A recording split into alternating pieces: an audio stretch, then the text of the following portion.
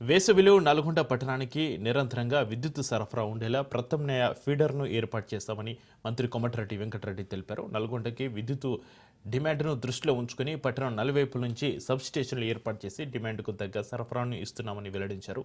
నల్గొండలోని beat మార్కెట్లో 3 కోట్ల వ్యయంతో నిర్మించిన 33/11 కేవీ సబ్స్టేషన్ను మంత్రి కోమటిరెడ్డి వెంకటరెడ్డి ప్రారంభించారు.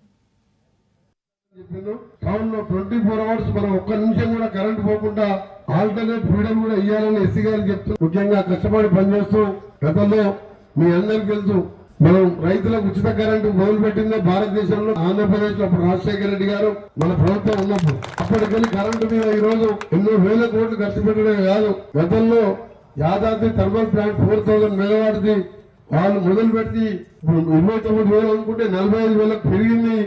ఇంకా ఎక్కడేసిన భూములు అక్కడే ఉంటే దాదాపు 4-5 సార్లు మన గౌరవ డిప్యూటీ సీఎం గారు బట్టి విక్రమార్క గారు, ఉత్తమ్ కుమార్ రెడ్డి గారు, నేను కలెక్టర్లకు ఎంతో వెళ్ళి ఈ రోజు ఒకటి 8 వేయవాడు మన సీఎం గారు కూడా వచ్చి ఛార్జ్ చేసిండు. వచ్చే మే వరకు యాదాద్రి ప్లాంట్ కూడా పూర్తి చేసే విధంగా చర్యలు తీసుకుంటున్నాం.